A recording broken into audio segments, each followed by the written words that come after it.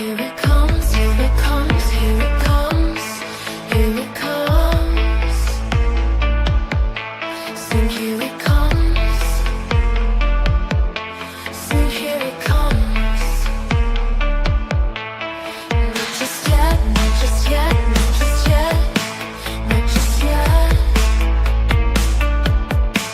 Anticipation, anticipation. Despite how much you hate, 'cause time will away. Anticipation, anticipation. Despite how much you hate, 'cause time will away. Anticipation, anticipation. The moment of death, and not just yet.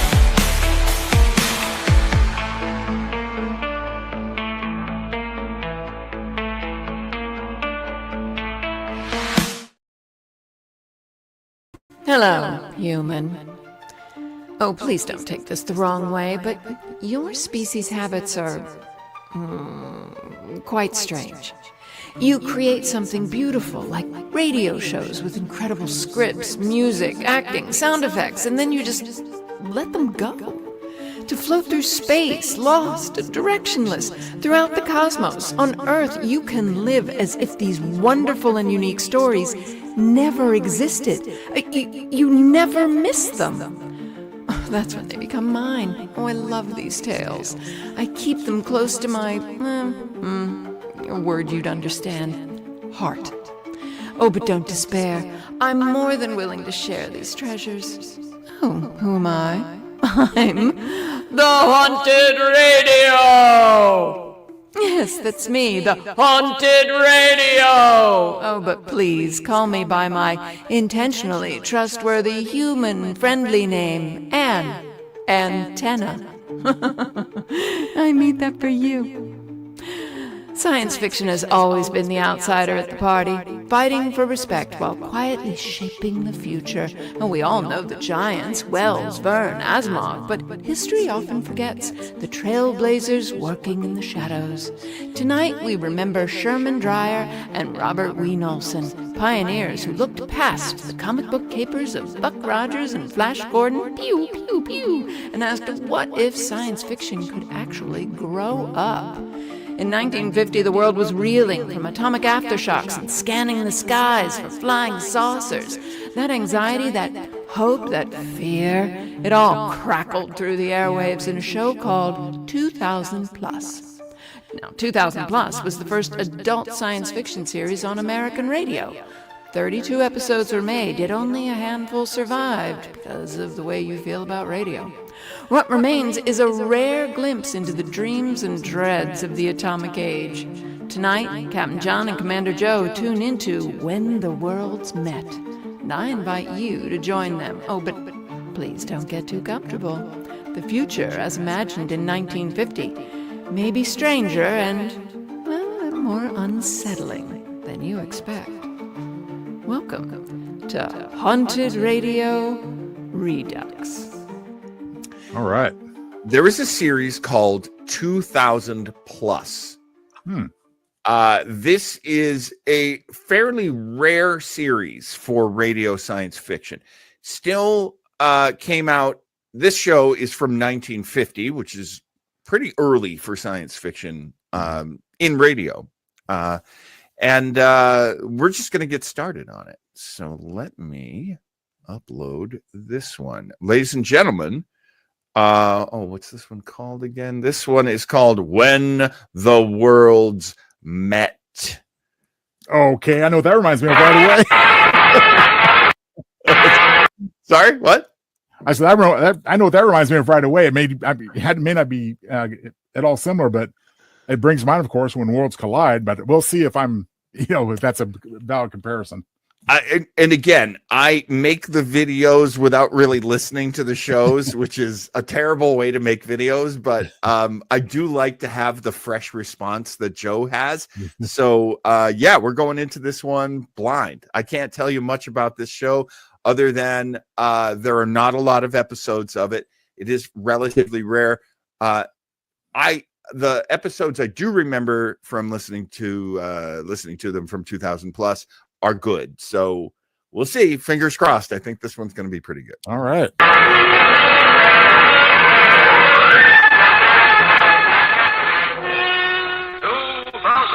plus.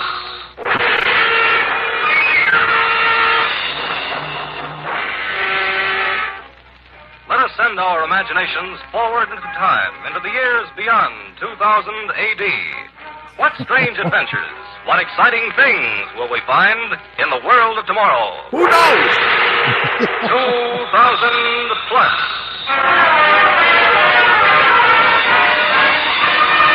Flying DeLoreans. Today, an adventure of outer space, when the worlds met. This music is doing a lot of work. It is the year 2000 plus 20. At the giant 2000 plus 20. 2 years This is ago. 2 years Joe. ago. Who knows what will happen in the future? Will two friends from two different states get together on some strange wireless device? Or will they be eating Soylent Green or both? Who knows? I can't tell you what's in most of my food, so yeah, that could be true. Okay, here we go. spaceport in Washington, D.C., temporary capital of the Federated World Government, an enormous throng, tense with expectancy, jams every available inch of space surrounding the rocket landing field. All eyes strain upward into the clear blue sky. For today is the day, April 21st, 2000 plus 20. And audio and televox networks of the world are at the rocket field to cover the epic event. Yes, ladies and gentlemen, this is the day we've all been waiting for. In a matter of minutes now, out of that brilliant blue sky will come a ship, a spaceship, carrying in its gleaming hold the first load of uranium taken from the pits of Luna, satellite of Earth. Since the beginning of time... Now, one moment, folks. There's a signal from the tower. This may be it. Take it away, Fred. This is Fred Haskins reporting from the control tower. Our escort planes have been in contact with the spaceship from Luna for the past 12 minutes. They are now approaching the field from the northeast, and any moment now we can expect... And there she is, the rocket from Luna, 17 hours out of Luna City. The magnesium... I just got to say, usually I'm pretty bad with my audio mixing. Not as bad as these guys. I just adjusted my volume on the laptop. I'm really sorry if you're listening on headphones like I am. It's a lot. So here we go. They're back into when the worlds met. Oh, white hot from the friction of the atmosphere. Her jet brakes, belching fire. She's right over the field now. She's coming down. Down. Down. She's landed. Mark well this date, my friends. This is the dawn of the interplanetary age.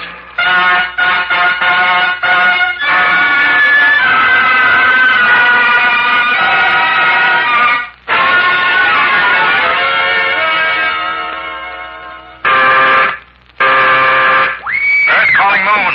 Earth calling moon. I'm in Luna City. Luna City, Johnny. My God, it's like a clown is doing it. Like there's honking, there's a slide whistle. I think we see Clown some calling inspiration for one of your favorite TV series, John. And does Space 1999 come into play at all? I don't know. I do love the idea that they call the moon Luna in the future. Yeah. The future being 2 years ago. Luna Very City. excited. Dixon, where you been? You're 3 minutes late. Sorry, McCabe. All shipments as scheduled, everything routine. Report noted. Check out. Check it. You know, Johnny... What, Paul? Sometimes I think we're crazy. Spending our lives cooped up in this pressurized shell, breathing synthetic air, risking our necks every time we put on a spacesuit and go out into the cold, barren, pitted piece of green cheese. For what? Well, you're kidding, Paul. You know the answer. We're space happy. That's all that's wrong with us. We pulled every wire and practically tore the World Federation apart getting this assignment on the moon. And we'll do it again when the first flight into deep space gets underway. Next month, next year, whenever they get through with their preparations. Yeah, I guess that's it. But right now, Johnny, what I wouldn't give to see a tree again. And cornfields in Kansas. Me, I want to hear a bird sing. And watch the lights go on in the skyscrapers along the waterfront. I want to dance with my girl and breathe in the sweet smell of lilac. Boy, if I want a Big Mac. What's that? Huh? That sound, that vibration. There, do you hear it? Well, I'm not sure whether I heard or felt it, Johnny. Like a current of air passing by me. Yeah, that's it. Some kind of pulsation. Makes skin tingling. Listen. Sounded different, didn't it? Yeah, different pitch. The instruments are all steady. Nothing on the visit screen. The radar's negative. What is it, Johnny? Where's it from? It's not from Earth, I'll swear to that. I got a crazy notion, Paul. A crazy notion that someone's trying to signal us. You mean? I don't know what I mean. Maybe McCabe's right. Maybe I got a touch of Johnny, what is it? Maybe I got a touch of Johnny. Look at the direction pointer. Sounds It's pretty swung good. all the way around. Those sounds, those waves are coming from outer space. I gotta go. Earth calling Luna City. Earth calling Luna City. Luna City to Earth. Go ahead, Earth. Go ahead, McCabe. Dixon, what's going on up there? What's the idea of beaming out those hammy signals? Signals. Yeah, the harpy effect. The music of the sphere stuff. Giving the boys and the monitors down here the heebie-jeebies. What are you doing with that music of the Spears stuff? Ah! I just saw that episode on Outer Limits not long ago. Honestly, I think there's really a one-to-one relationship between early sci-fi on TV and sci-fi shows like this one. Oh, absolutely. I mean, especially the first week, believe when we did the Outer Limit. Yeah. I said correlation's obviously there. Absolutely. Okay, here we go back into 2000 plus. You got them too, McCabe? You picked them up on Earth? Certainly. What's it all about? The signals, if that's what they are coming from one definite spot in outer space. Outer space. That's what I said. Johnny, get your spacesuit ready. Better have a conference about it. But listen. Have your men tune up rocket 307. Blast off at 0800. We'll be expecting you on Earth in the morning.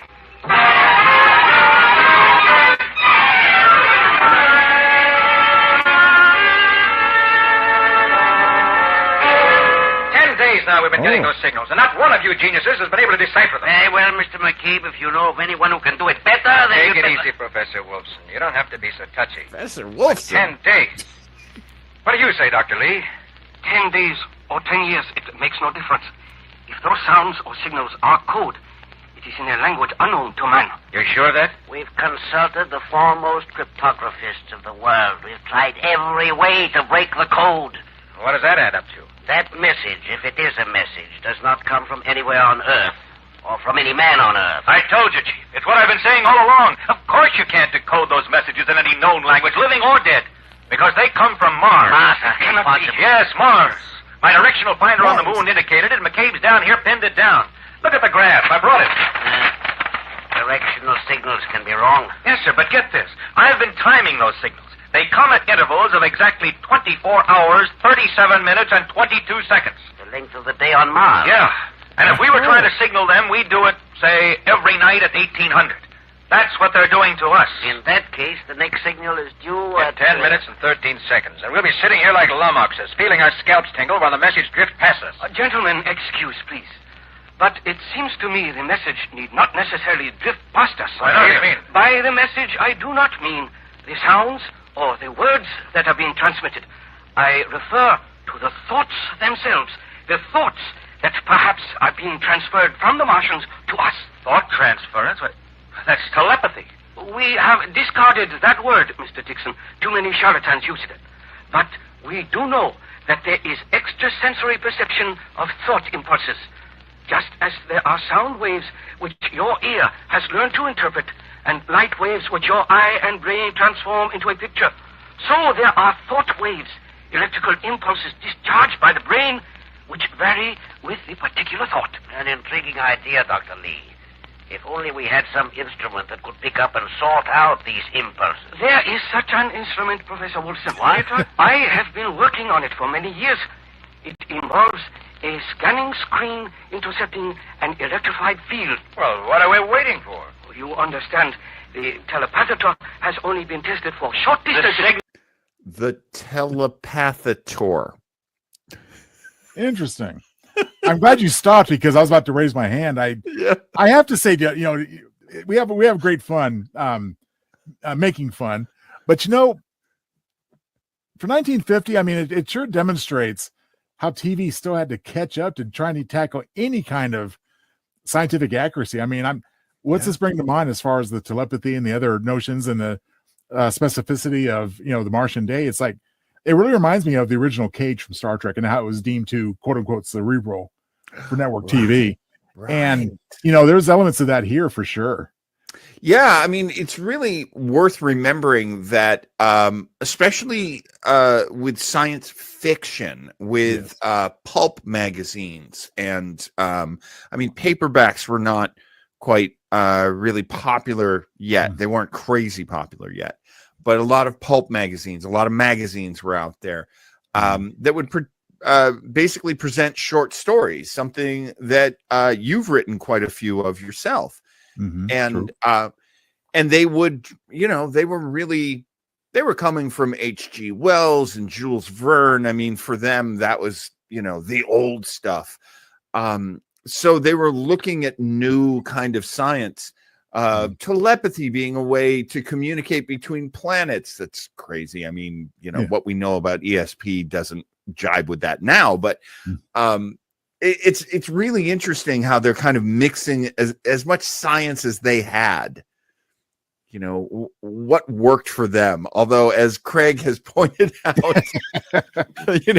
the way they mentioned triangulation, that's not how triangulation works. But, it's really difficult sometimes to remember what it was like before the internet, where if you wanted to look up something, you had to go to a library, you had to find books, you had to read them and be able to understand them.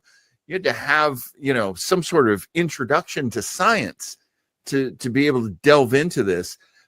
These writers didn't have a lot of time to work either. They'd have like a week at the most to write an episode. So sometimes they would adapt from a pre-existing story, but they don't necessarily know how any of this stuff works. A lot of it's just like space magic. Well, as far as, we talked about this before, the nature of the beast here is that it is radio. I mean, we have visuals on the screen to occupy our eyes while we listen, but of course, in, originally broadcast, that wasn't the case. And so there is exaggeration, to be sure, in the performances and the sound effects and the music. Yeah. But, I do give credit to the writers, because I'm trying to imagine the audience of the time listening to this as new material. I would imagine they would find it very compelling and believable. Yeah, I mean, really, at this point, as a maker of fiction yourself, wouldn't you think it's just enough to sort of introduce ideas at this point?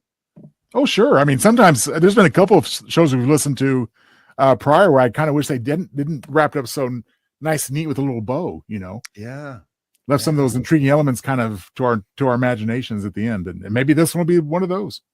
It might be. It might be. Let's get back into it. Of course, Craig Lubin is in the comments. So Craig, feel free to jump in at any point. And hey, man, if you're in a position where you can jump on air, click that link we sent you earlier, and we'll put you on air too. Not? But I love the comments either way. And, anytime you join us live, you can add your comments to the show. I'm sorry. You can make your comments. I'm the one who adds them to the show. Here we go. But you will. But I will. As long as you ain't being dirty and, being a troll. Okay, here we go. Back into 2000 plus here on the Haunted Radio from Space. Those are reaching us. That's the only important thing, isn't it? How soon can we? The instrument is in the next room. I took the liberty of bringing it with me, hoping it might conceivably be of some use. This way, gentlemen. You say this little machine can take thoughts and turn them into words we can hear? English words? Not only English, Mr. McKeep. It will translate thought impulses into any language for which you set the dials. You think of something, Mr. Dixon. Now, listen. First, I set for French. Et pardon, les Chinois. German. Wonderful, diese Chinesen. And English. Darn clever, these Chinese. You must understand. Excuse me, Dr. Lee, but we'll have to postpone this. 15 seconds to go. Better set your dials for remote pickup. Stand by, everyone. Nothing. No power. Well, it was a good try. Wait, I've got that feeling again. My skin's beginning to crawl. Yeah, mine too. Oh, no, it's just your imagination. Quiet!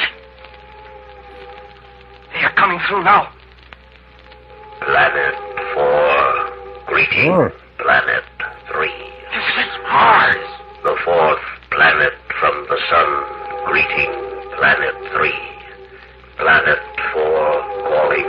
Planet 3, we are trying to reach you. Planet 3. If you receive our signal, respond. If you receive our signal, respond. We will communicate again.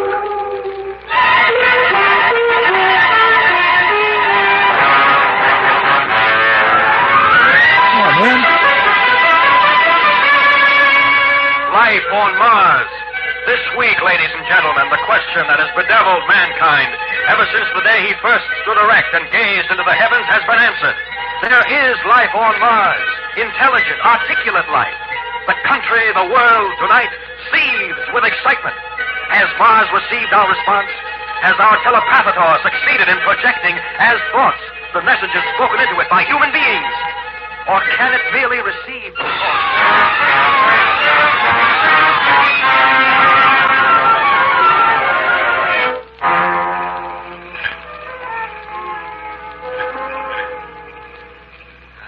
The smell of lilacs, Terry.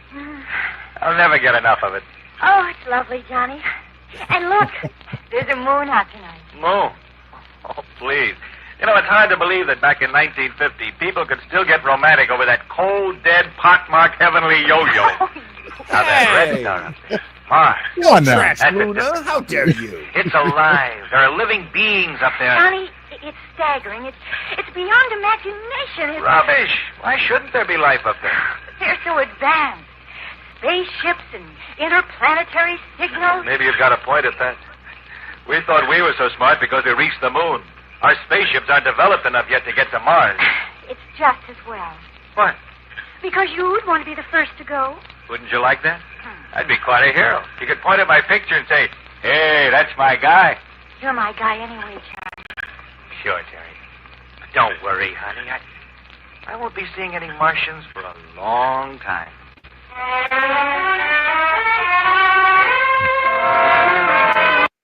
Yes, Mr. Townsell. I just thought it'd be a good spot to interject something. I got to say, I mean, simplistic as it is, I do appreciate the attempts in the dialogue to make it a little bit more realistic than it might have been otherwise. I mean, I like the references to Planet 3 and Planet 4, because why would beings on Mars recognize themselves as Martians or us as Earthlings? You know, that makes sense. Right. They're not going to throw out their own names because we wouldn't know what that is. Right. And having a little bit of a it usually only takes a line or two of dialogue to provide an explanation that's believable and plausible so you can suspend your disbelief. Yeah. The whole thing about the translation, it brings to mind, recently we watched Escape from the Planet of the Apes. Oh. And they ask him at one point when they're interrogating him, says, you know, okay, apes, you know, how is it you speak English? And they go, what's English? We just speak the language we were taught by our ancestors centuries ago. Right. So just little things like that, you know, really appeal to me as far as, again, just making it a little bit more plausible and believable. So kudos to them for some of the dialogue I'm hearing right now. I agree. And one of the things that I also am thinking of is last week we listened to a show called Meteor Man, where a woman and her husband, and so, you know, a couple are out looking up at the moon, talking about space, talking about, you know, it's in 1950. It's also funny that there's a reference of like way back in stupid 1950. But this whole idea of like how to make it relatable, how to make it real. If you're a fiction writer watching this is a great little piece of advice. You know, make it something so simple. A boy and a girl are looking at the stars talking. Something we can all in some way relate to give us that touchstone of, this is part of life. This is part of human beings that you recognize, even though there is no telepathator for us to use. All right, here we go. We're going back into the show.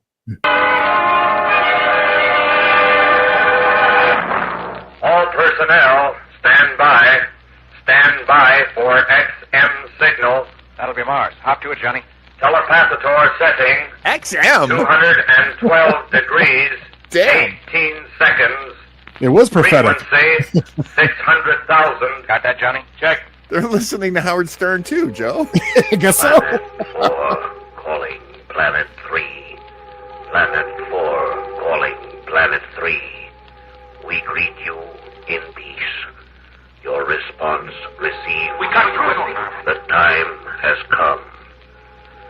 At this moment, which marks the beginning of the great interstellar age between worlds, it is fitting that there be between us a meeting of minds.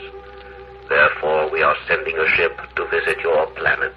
The ship will depart tonight and enter your magnetic field in 7 of our days.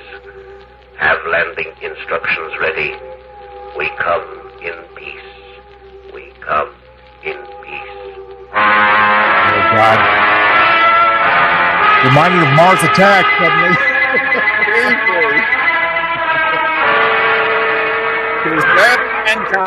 Ladies and gentlemen, this is Matt Wilson bringing you a report of the emergency session of the Federated World Government.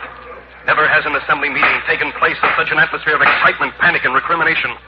And here on the floor of the assembly chamber, all the emotions aroused by the stunning message from Mars have been boiling and clashing all day. I rise for a point of information. As civilian head of the world military government, I want to know why those Martians have beaten us to the draw. Gentlemen, if the decision we ought to make is to be a wise one, we must lay aside passions and fears and consider the question calmly. The Martians are coming, and we must receive them either with friendship or hostility. Drive them off! Blast them out of the sky! But that may not be as simple as it sounds. Remember, my friend, these Martians are advanced scientifically, perhaps far beyond us. They have conquered deep space. They can transmit thought waves. They may have weapons beside which our nuclear bombs are as toy pistols. Dr. Lee is right, gentlemen. We don't dare fight them off. The risk is too great. They come in peace. They've said so over and over again. Let us so receive them. Very well. If such is the will of this body, let them come in peace. But as civilian head of the world military government, I assure you all, we will not be found napping.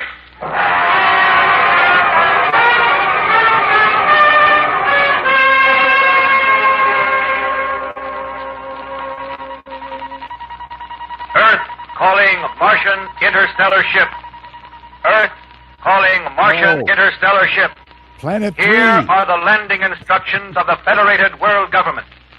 3 Earth days from this hour, which will be the 6th Martian day of your flight through space, you will be met by an escort of 20 rocket ships.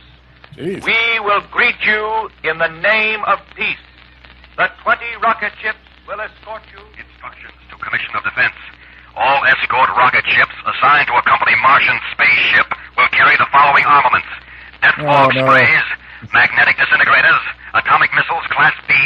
All weapons shall be on the... And upon your entry into the Earth's atmosphere, you will circle our globe once and then make landing at our spaceport at Los Alamos, New Mexico, which will be ready to receive you. The spaceport of Los Alamos shall be mined to a depth of 50 feet with tritonium landmines.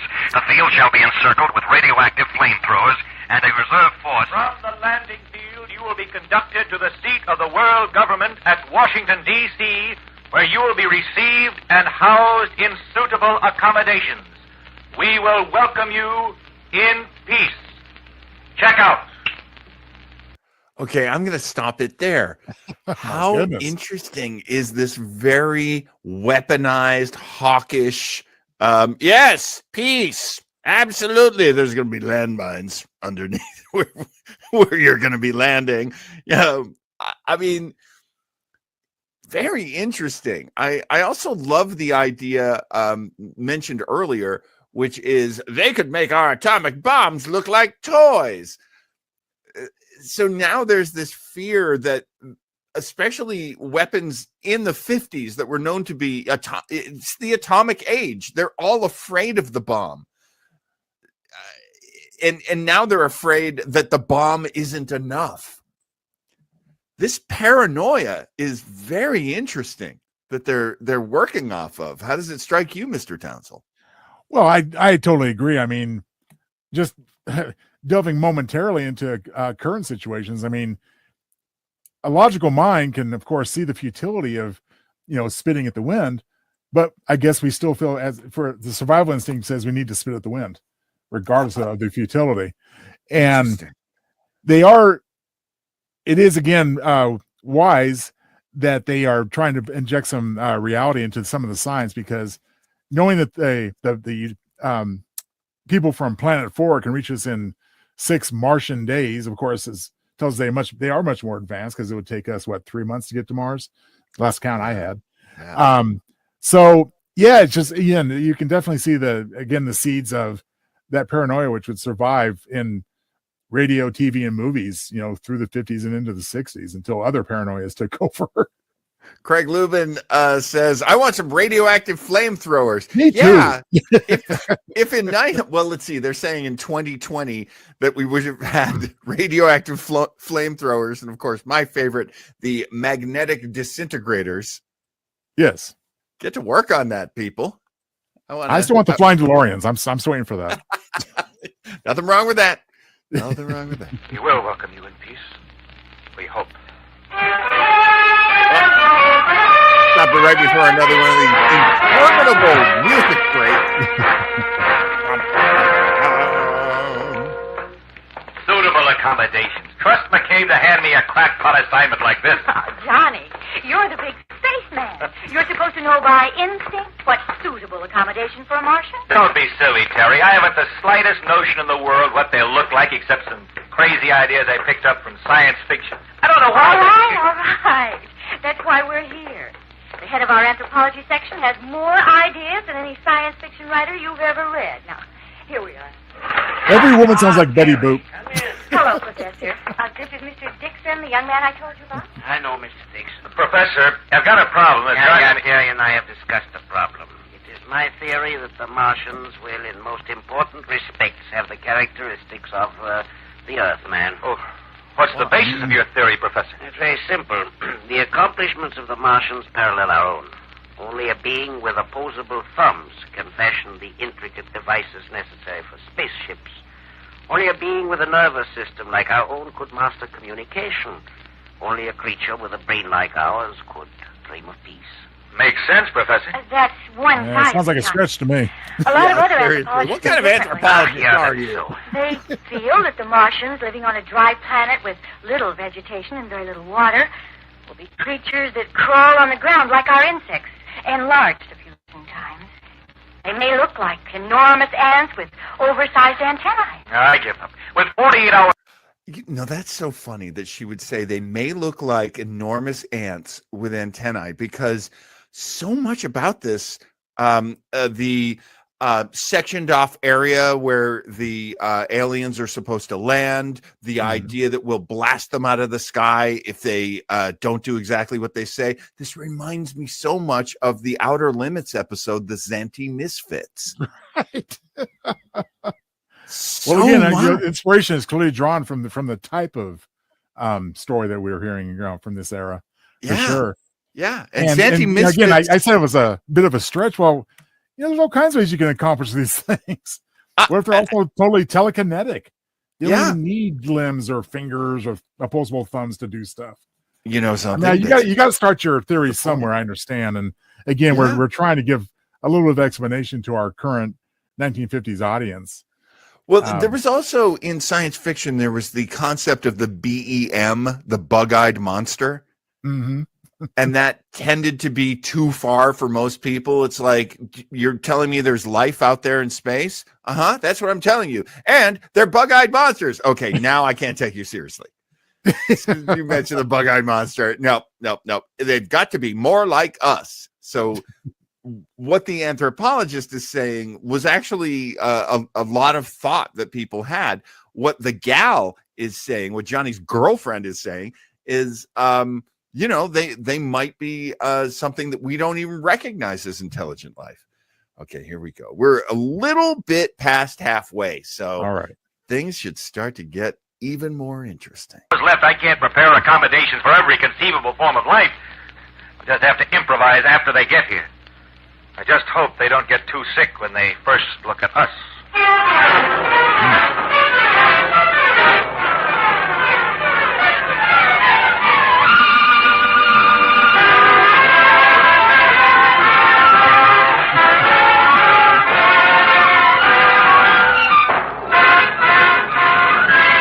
We have a tavern?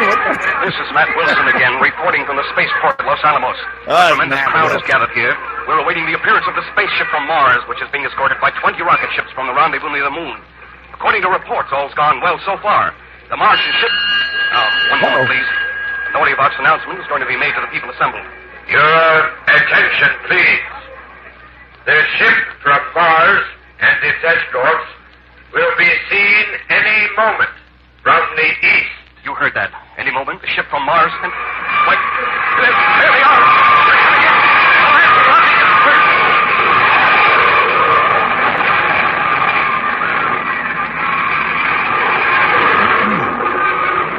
And now, the ship from Mars!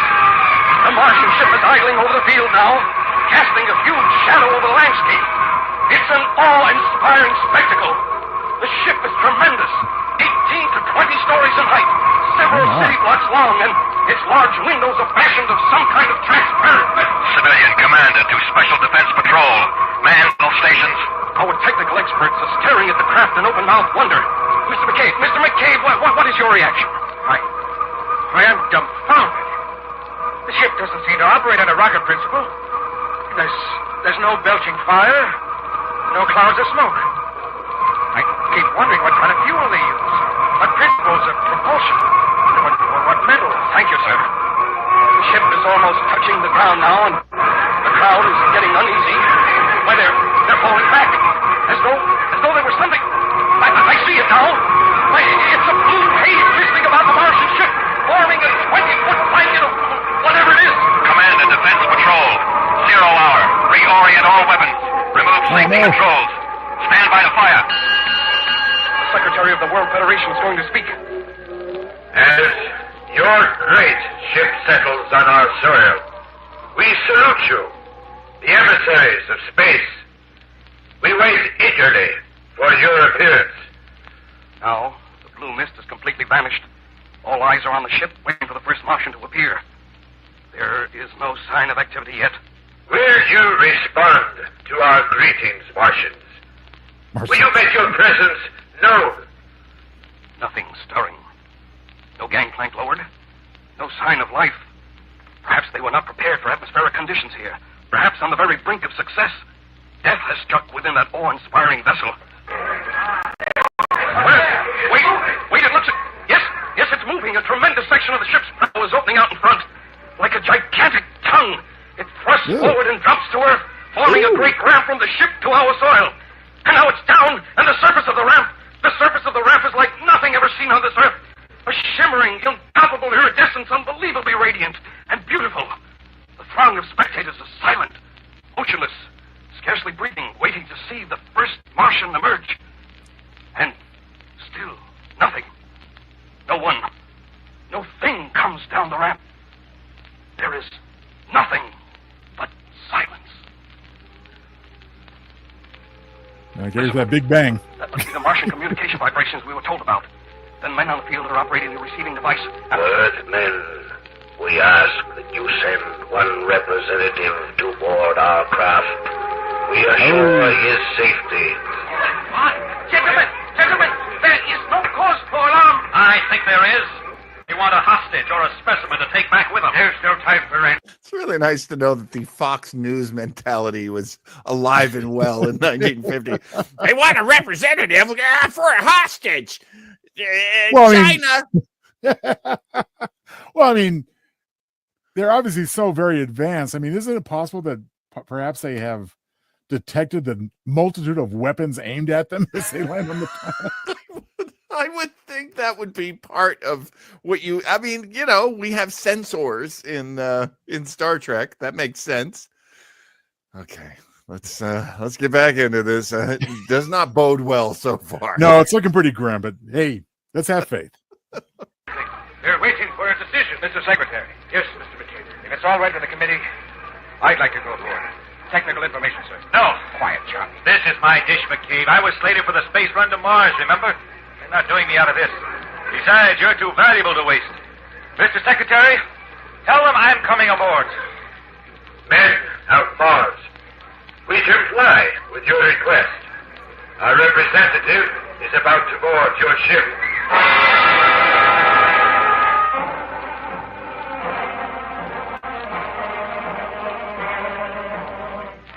Get ready, Johnny Dixon. This is it. Take a good long look at the sun and the sky. Take a deep breath of the Earth's good air.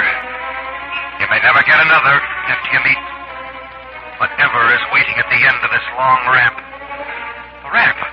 It's pulling me forward like a conveyor belt. Uh-oh. It's beginning to rise into the air. Get a move on, Johnny. Get out of that ship. Get into that ship. Fast. Made it. Locked in. No, there's no one here. Nothing except that dancing light. I'll follow it.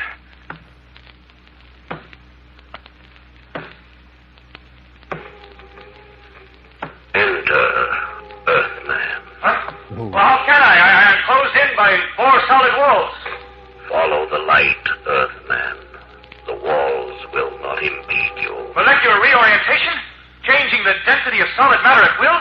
We achieved that 10,000 cycles ago, Earthman. Where are you, man of Mars? This room is flooded with light, but I see no one. We are not ready to reveal ourselves. Oh, The people of Earth are waiting to see you, to welcome you. There is nothing to fear. We are not afraid. Dixon, You know my name. we know many things. That is why we are sad, filled with revulsion. I don't understand. What do you mean? Through the dark spaceways we came to you in peace. You said to us, come in peace. But the escorts you sent to honor us were armed for destruction. The very ground on which we now rest seethes with radioactive potential. Wait. You've misunderstood us.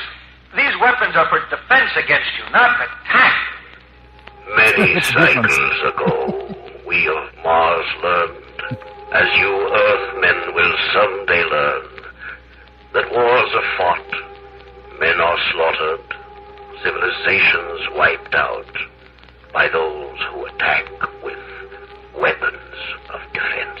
But our world is at peace now. Your peace is not peace.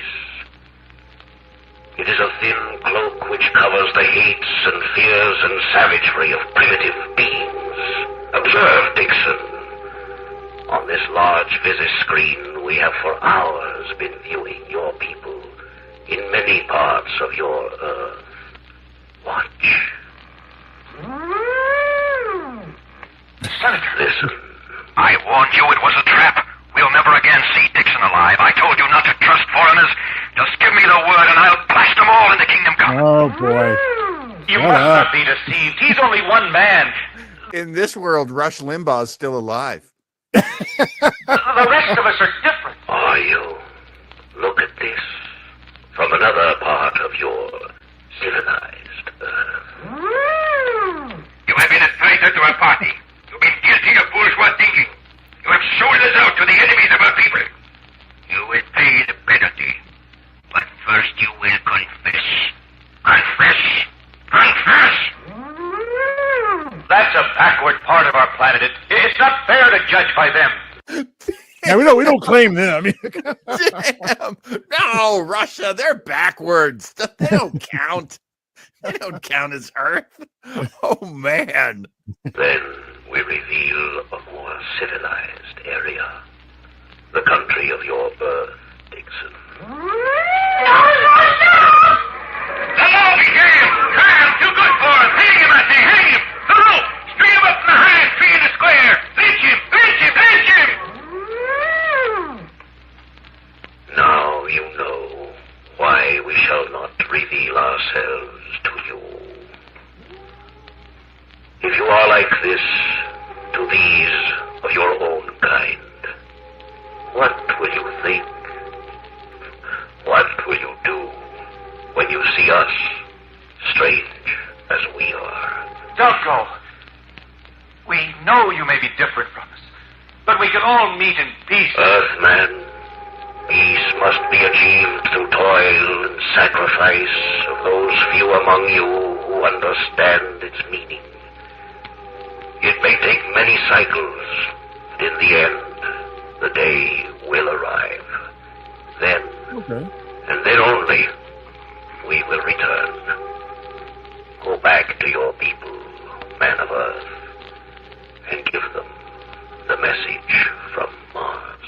Captain Kirk, you're not yet worthy.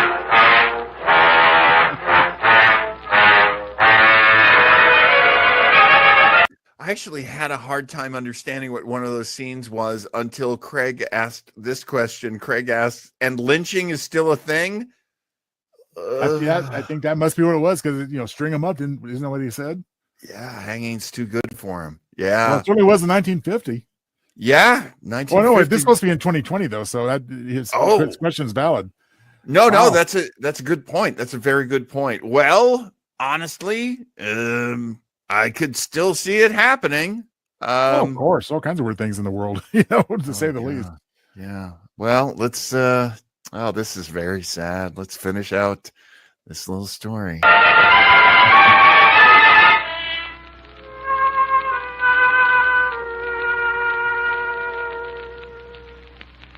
Next week, another exciting drama on 2000 Plus, The Silent Noise. In the year 2000 plus 20, an important man is murdered. How will the police of the future track down a killer?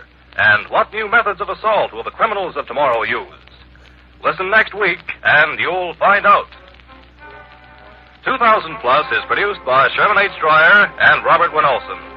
In today's story, Ken Williams played Johnny, Louis Van Ruten played the voice of Mars, Lon Clark played McCabe, Frank Behrens was the Senator, Amzie Strickland was Terry, Sanford Bickert was Paul, and Gilbert Mack was Dr. Lee. The orchestra was conducted by Emerson Buckley, music composed by Elliot Jacoby. Script by Judith and David Bublick. Sound by Walt Shaver and Al April. Engineer Bob Albrecht, and your announcer Ken Marvin. This program was transcribed.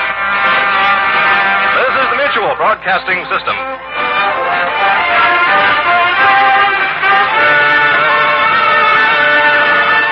And there you go.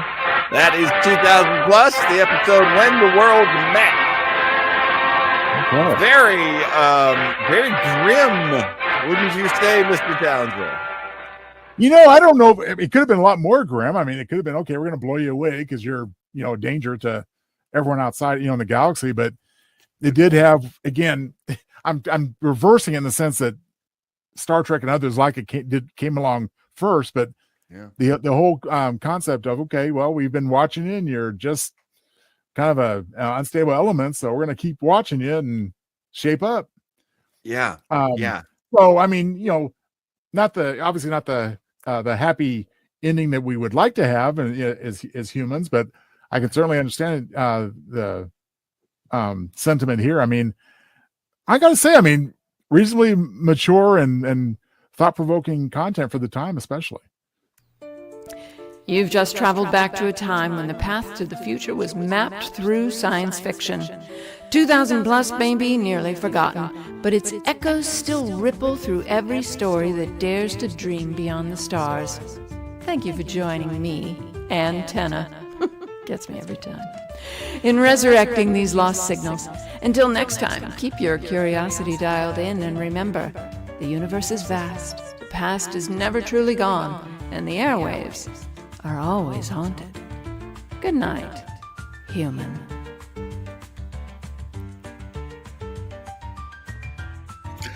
Good night, Diana. And well, there you go. That was one of the shows we did way back in the day on Haunted Radio from Space, and it's a delight to be able to pull this stuff out and use it again. Waste not, want not.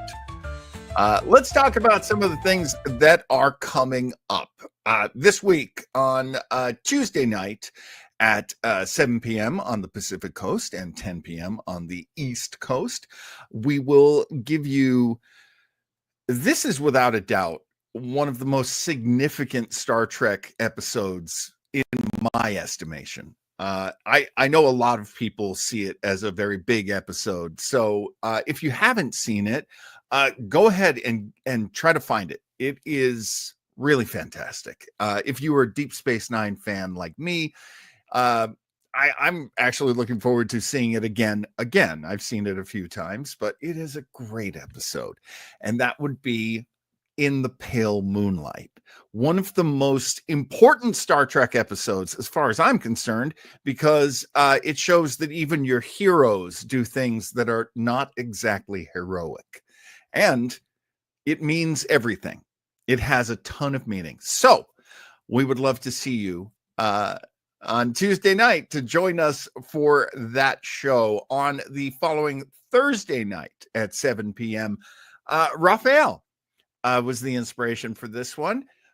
We had a little gap in the schedule, and I was like, yeah, I think we can pull out an episode of Lights Out. We'll be listening to The Cat Wife, which was also suggested by Scott.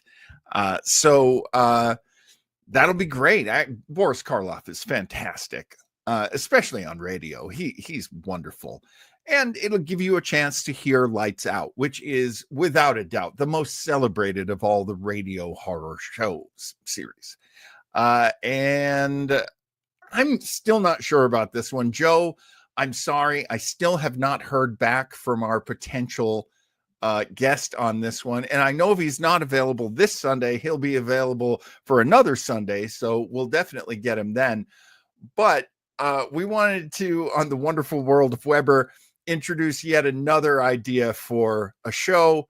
And that would be match callers.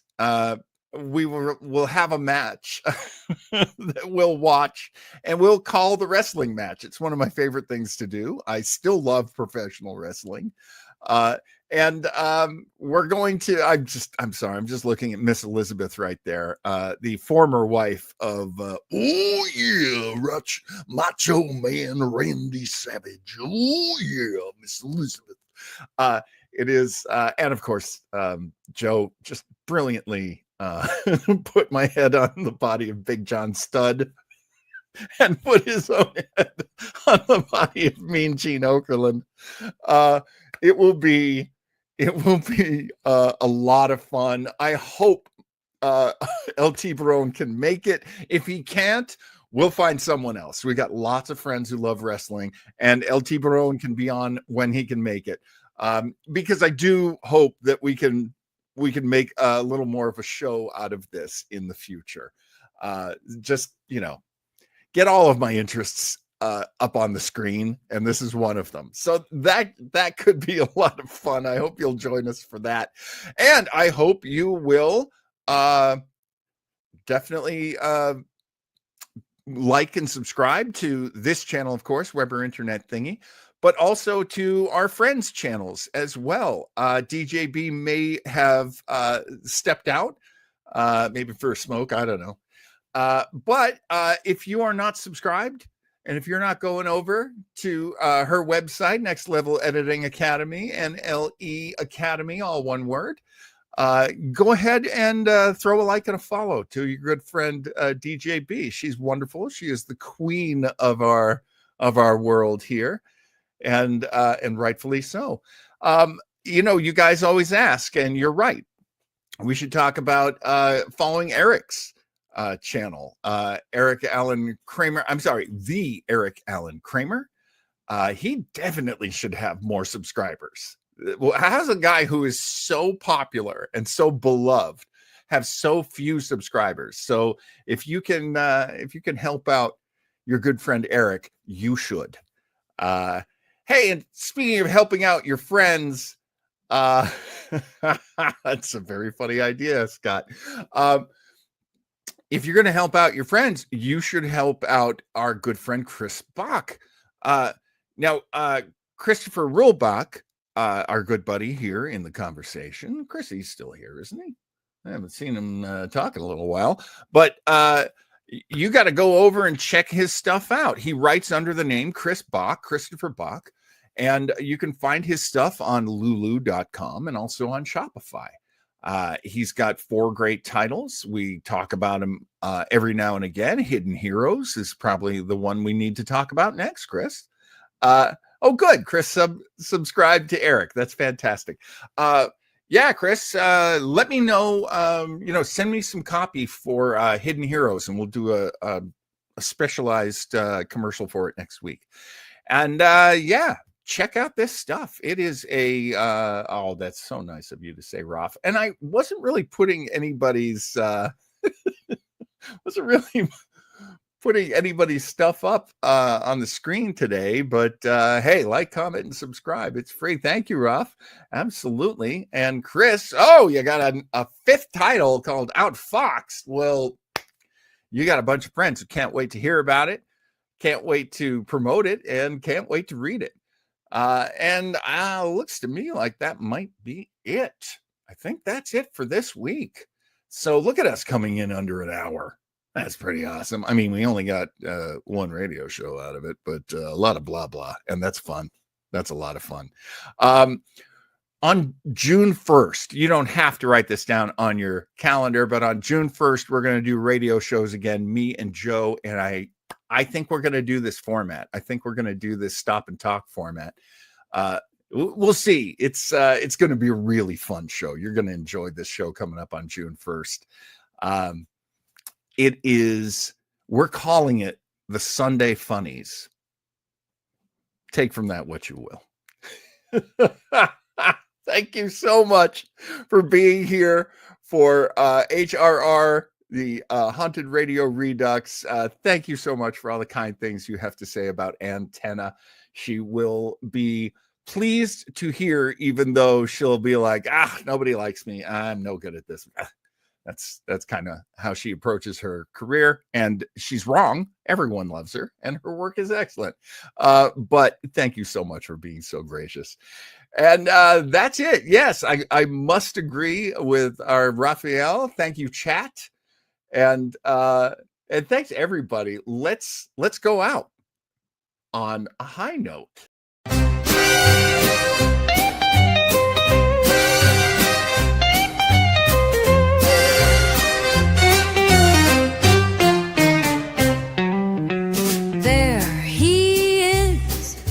Wild and untamed, oh, it's Spider Hat. Beware his kiss, his pleasures unnamed. Yes, it's Spider Hat. Sitting so pretty, way up on John's head. One move of his big spider arms, and brother, you're dead. Oh, Spider Hat, yes, it's Spider Hat. You can't escape his wrath. You're on his evil path. He's on you, his name is Spider Hat. Spider Hat, Spider Hat.